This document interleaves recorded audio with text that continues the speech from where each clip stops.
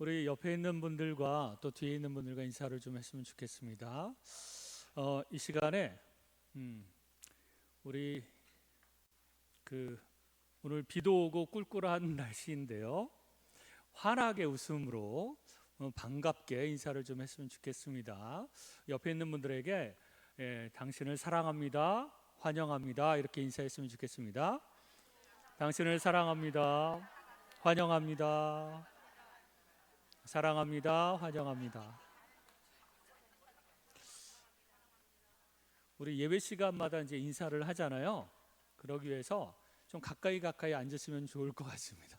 손이라도 좀 맞잡고 그렇게 인사하면 참 좋을 것 같습니다.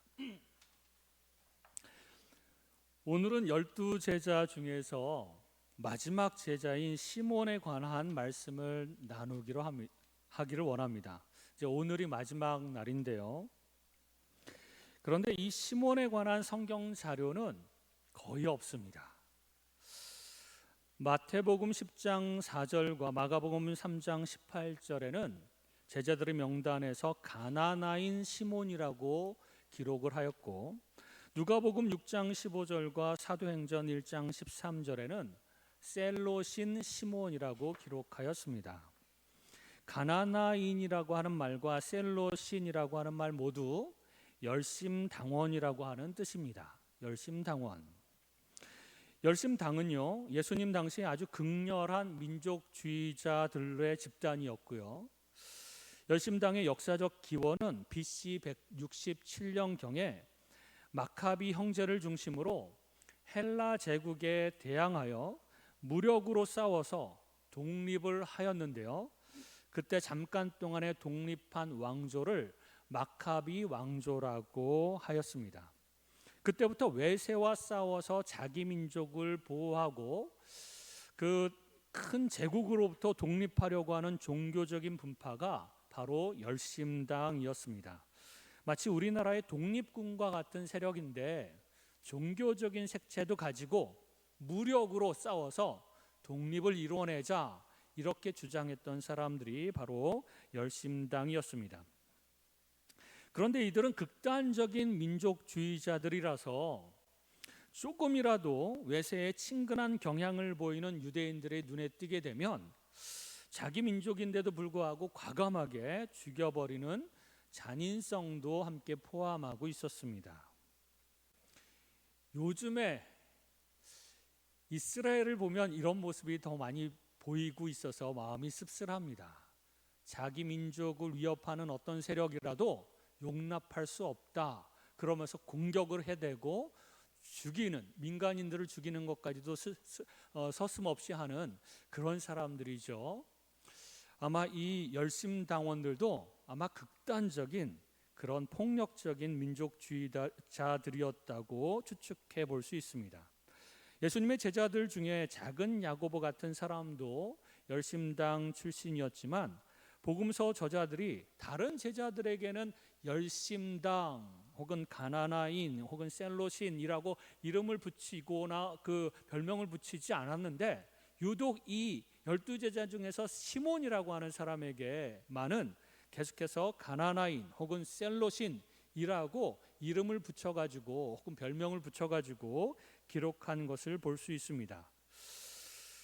아마도 이 시몬은 예수님의 제자가 된 후에도 아마 열심당 사람들과 관련을 맺고 있었거나 아니면 그들의 일을 하고 있었을지도 모르겠습니다. 그만큼 시몬은 특별히 민족에 대한 긍지와 민족에 대한 애정이 많았고, 그래서 그런 열심당 사람들하고 많은 관련을 직접적으로 하고 있었던 사람이었을 것입니다. 이 열심당에 가입하려고 하면요, 불타는 격정과 철저하게 헌신할 수 있는 결단이 있어야 됩니다. 만약 이러한 결심이 없다면 열심당원으로 아예 가입을 받아주지 않았다고 합니다. 민족을 위해서 목숨을 걸고 투쟁하는 비밀 결사 대원으로서 투철한 헌신과 이 끓어오르는 격정을 가지고 있어야 이 열심당원에 가입할 수 있었던 것이죠. 이 정도의 사실이 성경에서 이 시몬에 관한 단서입니다. 그리고 나선 시몬이 무슨 말을 했고 또 무슨 행동을 했다는 기록은 거의 없습니다. 그런데 이 시몬이 열심당원 출신이라고 하면 성경이 굉장히 과격하고 그런 성격으로 아마 다른 제자들하고도 충분히 다투었을 법도 한데 성경에는 그런 기록이 별로 없습니다. 조용히 지내는 그런 모습으로 아마 예수님을 따라다녔을 것 같습니다. 그리고 12제자 명단에서 항상 맨 끝에 나오는 것이죠.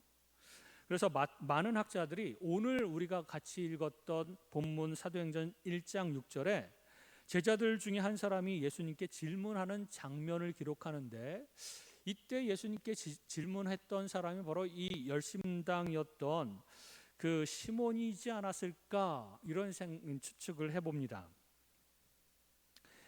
예수님이 십자가에서 죽으신 후 제자들은 한때 완전히 실망했었지만 주님께서 부활하셨다는 소식을 들은 제자들이 다시 모여들었습니다. 그리고 예수님으로부터 40일 동안 하나님 나라에 관한 복음을 듣습니다. 그래서 메시아에 관한 정치적인 기대와 희망을 다시 품는 사람들도 있었겠죠. 이제 곧 예수님이 유대의 왕이 되는 거 아니야? 그래서 로마 세력과 싸워서 독립을 이루는 거 아니야? 그래서 솔로몬과 다윗 왕처럼 엄청난 나라를 이루는 거 아니야? 뭐 이런 기대감을 품은 사람들도 있었을지도 모르겠습니다. 유대인들이 기대한 메시아는 로마의 식민지 아래에서 민족을 해방시켜주며 구약시대 다윗 왕이나 솔로몬 왕보다 더 능력 있는 왕으로서 유대를 유토피아와 같은 그런 하나님 나라를 이룰 자로 여겼기 때문에 그렇습니다. 그래서 열심당원인 시몬이 열심당을 따라다니다가 예수님의 제자가 되었던 동기와 이유도 그것 때문이었습니다. 예수님이라면, 진짜 메시아시라면 우리가 원하고 원하던 그 독립과 부강한 나라를 이룰 수 있겠구나 생각해서 예수님의 제자가 된 것이죠.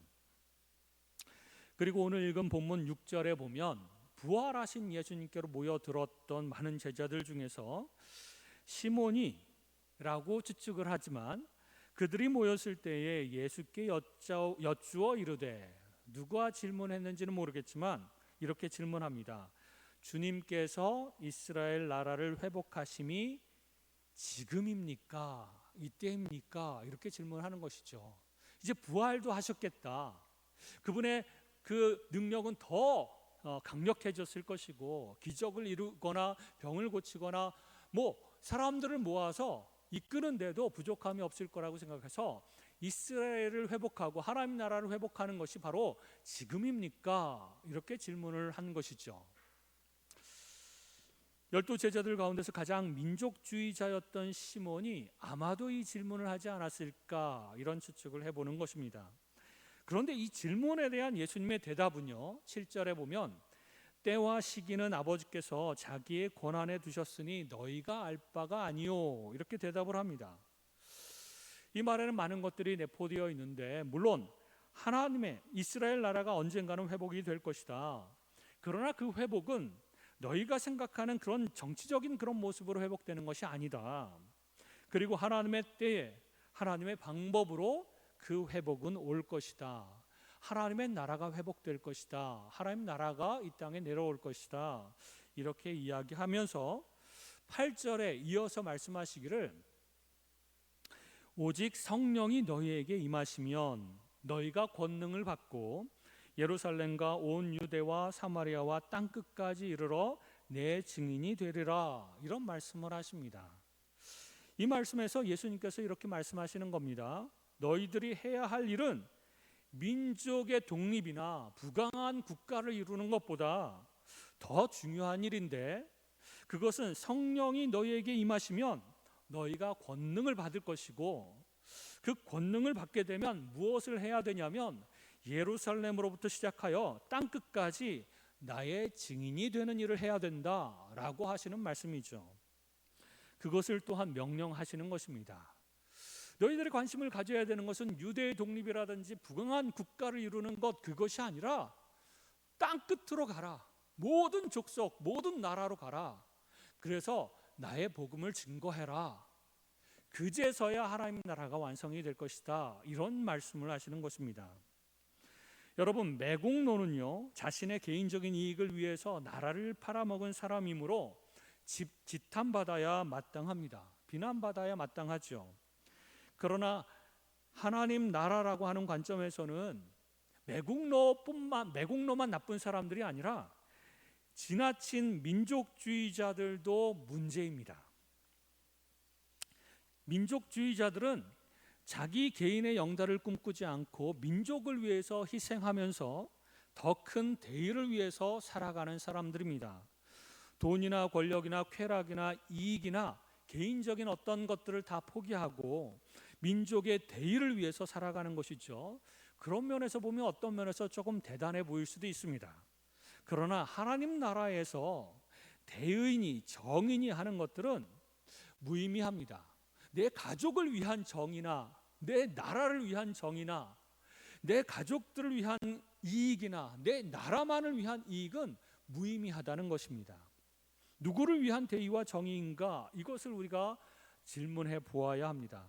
선민의식으로 자기들 민족만 하나님의 백성이라고 하는 우월감과 다른 민족들은 모두 사탄의 자식이라고 여기는 편협한 생각은 하나님 나라에 맞지 않는 생각입니다. 그러므로 지나친 민족주의자들도 이 하나님 나라의 관점에서 보면 참 문제 있는 사람들이 맞는 것이죠.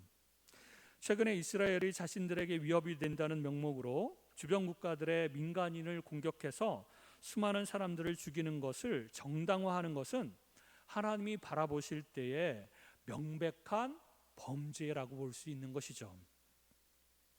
우리는 나라와 민족을 뛰어넘어서 땅끝까지 복음을 전하라고 하신 예수님의 지상 명령을 기억해야만 합니다.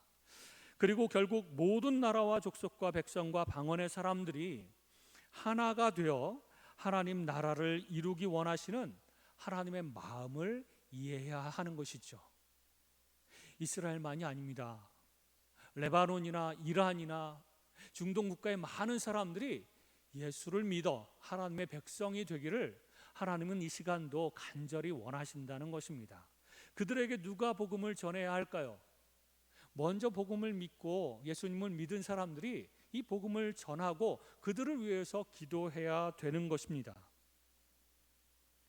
그러므로 무차별적으로 다른 나라 사람들을 공격하는 것을 중단하고 이 시간 모두 회개하고 그들에게도 복음을 전할 수 있도록 기도해야 됩니다. 물론 이스라엘 나라 안에서도요, 유대 종교를 믿는 사람들이 대부분이지만 또 복음을 듣고 예수님을 믿는 사람들도 소수가 있습니다. 그들은 아마 지금도 하나님 전쟁이 그치게 해주십시오. 그리고 우리나라 이스라엘이 다른 민족을 무차별하게 살상하는 것을 멈추게 해주십시오. 아마 그렇게 기도하고 있을지도 모르겠습니다. 그리고 나아가서 우리가 가진 복음을 우리의 원수라고 생각하는 이란과 레바논과 헤즈볼라나 이런 사람들에게도 전할 수 있도록 하나님 도와주십시오 라고 기도하고 있는지도 모르겠습니다. 어쨌든 지나친 민족주의가 어떤 결과를 만들어내는지는 요즘도 우리는 볼 수 있지 않습니까? 그런데 우리는 이스라엘처럼 편협한 생각을 가지고 있지는 않을까요? 나는 그런 생각을 가지고 있지 않아. 나는 크게 하나님 나라를 보는 관점을 가지고 있어. 이렇게 생각할지 모르겠습니다. 그런데 우리 스스로에게도 한번 물어봐야 됩니다. 내가 생각하는 대의와 정의가 무엇인가? 내가 생각하는 가장 가치 있는 일이 무엇이라고 생각하는가? 내 가족인가? 내 회사인가? 혹은 내가 늘 꿈꿔왔던 어떤 꿈인가? 혹은 내가 속한 어떤 집단의 생각인가? 그것을 생각을 하면서 편협하게 생각하면 나와 내 가족과 내 회사와 내 집단 이외의 많은 사람들은 다 내 적이고 나를 반대하는 사람들이며 나와 함께 할 수 없는 사람들이고 이런 사람들로 우리가 편협하게 생각하고 있는 것은 아닐까? 이런 생각을 우리가 해보아야 한다는 것입니다.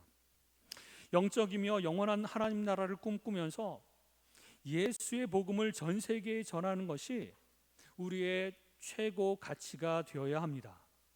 이스라엘 나라는 이스라엘 사람들만을 위한 민족적인 나라를 의미하는 것이 아니라 참 이스라엘인 전 세계 모든 하나님의 백성을 의미하는 것입니다.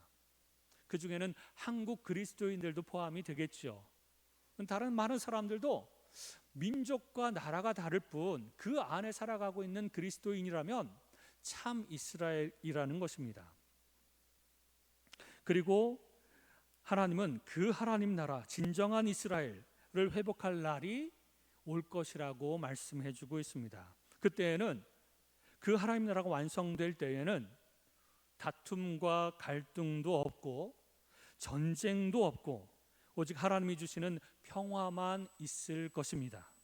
그리고 성령의 능력으로 복음을 전할 때에 하나님의 나라가 빨리 완성되고 예수님께서 재림하실 것입니다. 그러므로 우리가 복음을 전해야 되고, 그러므로 복음화를 위해서, 세계 복음화를 위해서 우리가 기도하고 재정적으로 지원하고 열심을 내야 된다는 것입니다. 그럴 때에 하나님 나라가 완성될 것이고 더 이상 미움과 다툼과 갈등과 전쟁과 이런 것들은 다 사라져버리고 하나님 나라 안에서 우리가 부둥켜 안고 사랑하고 서로 섬기고 이런 나라가 완성될 것입니다. 그런 나라를 보게 될 것입니다. 그러므로 예수님의 그 지상명령, 너희는 땅 끝까지 복음을 전하라 라고 하신 말씀, 그것을 최고의 명령으로 여기고 우리가 그 명령을 순종함으로 감당해야 된다는 것입니다. 우리가 12제자를 다루면서 계속 반복적으로 나오는 것이 있습니다. 그들이 예수님께 훈련받을 당시에는 수없이 많은 단점과 연약함들이 있었습니다. 맨날 마태복음에서는 야단을 맞았습니다. 너희가 이것을 깨닫지도 못하느냐? 그러니까 이해력도 부족했고, 너희가 믿음이 적은 영고로다. 믿음도 부족했습니다. 그리고 시기, 갈등, 질투 이런 것들도 많았습니다. 교만하기도 했고요. 그런데 예수님이 승천하시고 성령으로 가득 채워지자 그들이 하나같이 복음을 증거하기 위해서 전 세계로 다니면서 복음을 증거하다가 순교하였습니다. 하나도 예외 없이, 가룟 유다만 빼고 모두 다 복음을 전하고 하나님 나라가 확장되는 것들을 보고, 그것이 인생의 최고 목적이었고 모든 시간과 물질과 에너지와 재능을 다 쏟아부어서 이루고자 하는 그들의 꿈이었습니다. 복음을 증거해서 빨리 하나님 나라가 완성되도록 하자. 이것이 하나님의 비전이자 우리 그리스도인들의 모두의 비전이 되어야 하는 것입니다. 내가 지금 추구하고 있는 것이 무엇이냐? 이것이어야 되는 것이죠. 다른 어떤 것도 아닙니다. 내 자녀손들이 이 세상에서 잘 나가고 성공하는 것, 그것이 중요한 것이 아닙니다. 빨리 복음을 전해서 하나님 나라가 완성되게 하자. 이것이 예수 그리스도께서 주신 최고의 명령이며 우리의 최고의 비전인 것입니다. 이것을 위해서 우리가 가진 모든 것들을 다 쏟아부어서 지금 하고 있는가? 우리 기도의 최고 첫 번째 놓여질 기도 제목이 바로 이것인가? 우리가 이것을 한번 생각해 보아야 한다는 것이죠. 편협한 생각들, 민족주의적인 생각들, 내가 속한 그룹 이외의 사람들은 다 사탄의 자식이라고 여기는 마음들 다 내려놓고, 하나님 빨리 복음이 확산되고 그래서 하나님 나라가 완성되고 그래서 그 다음에 우리가 평화를 보게 하여 주옵소서. 이것을 꿈꾸는 자가 진정한 그리스도인이라는 것입니다. 이 열심당원이었던 시몬은 마가의 다락방에서 성령이 임하시길 다른 제자들과 예수의 형제들과 함께 기다렸고, 성령을 받은 후에는 더 이상 자기 민족 해방만을 위해서 살지 않고 복음 전도자가 되어 하나님 나라를 위해서 평생을 바쳤습니다. 그래서 1세기 초대교회 문서들을 보면 이 셀롯인 열심당원인 시몬을 묘사할 때에 물고기의 그림을 함께 그리고 있습니다. 이 물고기라고 하는 것은 예수님과 그리스도인의 신분을 가리킬 때 은밀하게 표시를 하는 것이었죠. 특히 복음을 전하는 일이나 사람 낚는 업으로 묘사할 때 물고기가 사용됐는데요, 초대교회 문서를 보면 이 열심당원인 시몬 옆에 항상 물고기 그림이 그려져 있다는 것입니다. 오순절 사건 이후에 다른 어떤 제자보다도 이 제자가 복음을 전하는 일에 있어서 극렬한 열심을 보였다라고 하는 증거를 이 물고기 그림을 통해서 짐작할 수가 있습니다. 그래서 초대교회 문서에 의하면 이 시몬은 소아시아와 이집트와 흑해 지역에서 복음을 전하였고 나중에는 영국에 최초로 복음을 전한 사람이 되었다고 기록하고 있습니다. 그 후에 그는 다시 페르시아에서 복음을 전하다가 어디라고요? 페르시아가 오늘날 어디죠? 이란입니다. 이란. 페르시아에서 복음을 전하다가 복음을 반대했던 폭도들의 습격을 받아 톱으로 켜서 죽임을 당하였다고 합니다. 이렇게 유대인이었지만 자기 민족주의자였지만 이 시몬이 이 민족의 영역을 떠나서 지금 이스라엘의 적인 이란에 가서 복음을 증거하다가 순교했다라고 하는 것은 아이러니라고 볼 수가 있습니다. 우리가 마지막 제자 이 열심당원이었던 시몬 그리고 12제자 시리즈를 마감하면서 다시 한번 기억하기를 원합니다. 하나님께서 우리에게 가장 무엇을 원하시는가? 우리가 삼아야 할 가장 귀한 가치가 무엇일까? 내 인생의 모든 것들을 다 들여서 추구해야 되는 것은 무엇인가? 먹고 사는 것도 힘들죠. 또 자녀손들도 돌보아야 되고 기도할 제목들도 많습니다. 그러나 하나님께서 가장 원하시는 것, 그것을 우리가 행해야 되지 않겠습니까? 땅끝까지 복음을 전하라. 이것을 우리가 품고 순교까지는 아니어도 우리가 최선을 다해서 이것을 위해서 우리의 인생을 드려야 되지 않겠습니까? 우리가 그런 마음으로 예수님의 제자들을 본받아 우리 또한 예수님의 제자로서 복음 증거하면서 살아가는 그런 제자가 되게 해달라고 주님 앞에 이 시간 나아가서 기도하는 저와 여러분이 되시기를 주님의 이름으로 축원합니다. 기도하겠습니다.